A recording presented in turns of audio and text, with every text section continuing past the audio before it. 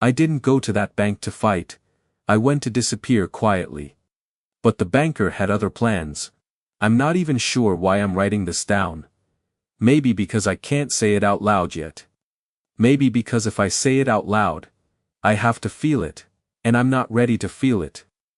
Not yet, not while I'm still going to work every morning, and coming home every night, and making sure the dishes are done and the plants don't die, so I'm writing it down instead.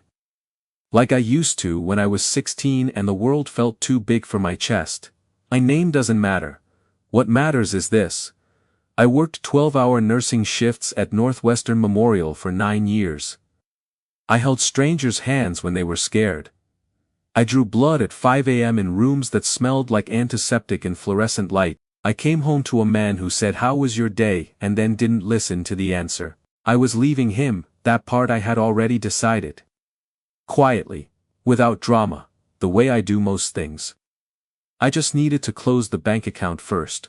The Chase branch on West Belmont Avenue, Chicago in early February, the kind of cold that makes your face feel like it belongs to someone else.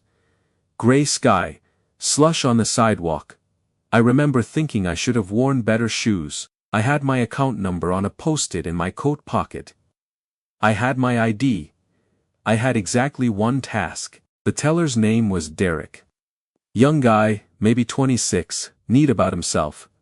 I told him what I needed. He typed something, looked at the screen, and then he went pale. Not dramatically. He didn't gasp. He just stopped. The way people stop when they're reading something they don't know how to hand to another person.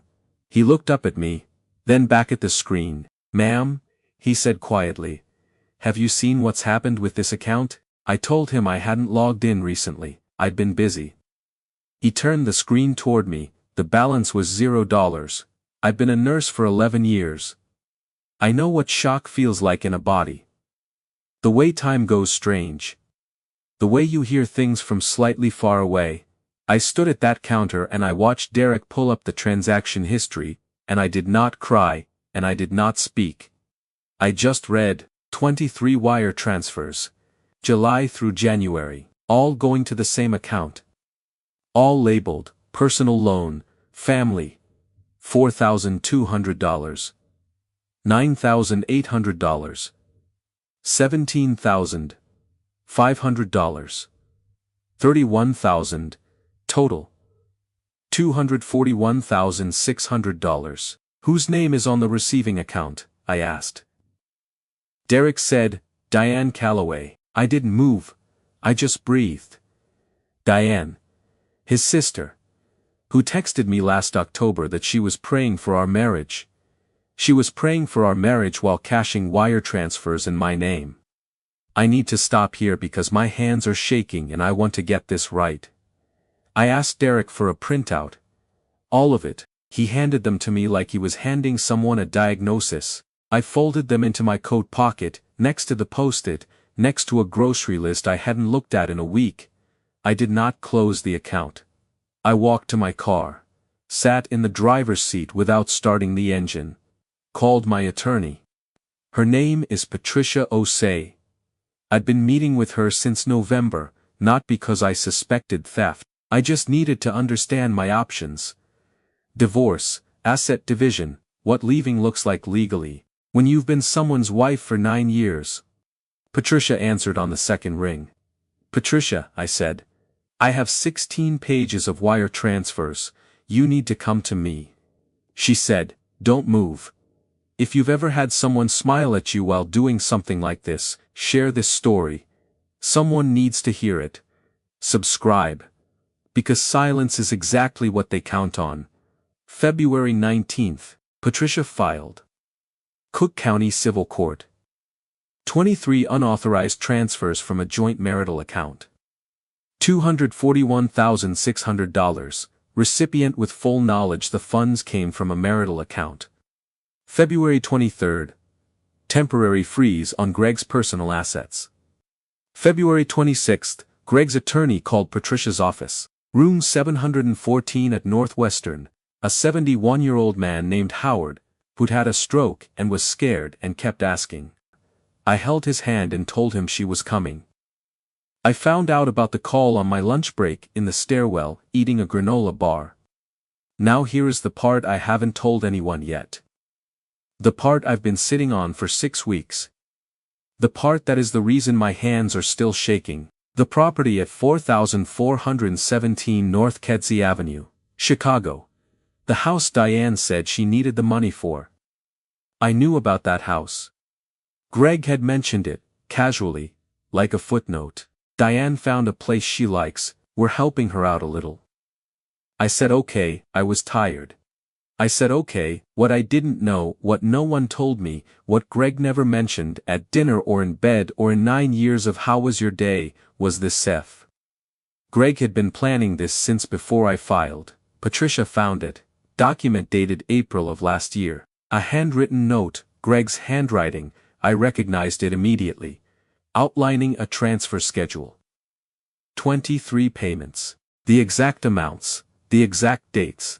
He didn't steal from me impulsively. He didn't do it in a panic, he planned it, month by month, while I worked nights. While I thought we were just unhappy, normal unhappy, marriage unhappy, not this. The note was in a folder. The folder was in a box Patricia subpoenaed from a storage unit Greg rented. He'd moved paperwork there when I started asking about the finances. He knew I was figuring it out. He moved the evidence into storage and kept smiling. I've been living with that for 6 weeks, and I haven't said it out loud to a single person. Until now. The settlement was signed on a Wednesday morning, mid-April. I wore the same coat I'd worn to the bank in February. The post-it was still in the pocket. Patricia had negotiated an equitable interest in the Kedzie Avenue property. 50%, because it was purchased with marital funds I had never authorized. Diane Calloway owned a house, she just didn't own all of it anymore. Greg's attorney tried to argue the note was personal correspondence. Patricia put it in front of the judge. The judge read it in silence. There was nothing to argue after that. I came into the Chase branch on West Belmont Avenue in early February, with a post-it note and a grocery list. And one task. Close the account, with $12 in it. The $12 was a pharmacy reimbursement. It came in on January 31st. It was the only thing left of 9 years. I didn't close it that morning. I left with 16 pages and a phone call, and eventually a case number and eventually a settlement and eventually half a house and eventually the handwritten note, the transfer schedule. I told Patricia I wanted it on record. I wanted it documented. I wanted the full picture, the planning, the dates, the handwriting, filed in public court records in Cook County, Illinois, where anyone who goes looking will find it. Greg had counted on me being quiet. He had counted on me being tired. He was right about both things for 9 years. He was wrong about the 10th. I'm writing this down so I don't forget what it felt like to stand at that bank counter and watch someone else's face show me what my life had been. I don't want to forget that. I think it's important not to forget that. I'm not angry anymore. I'm just very, very awake.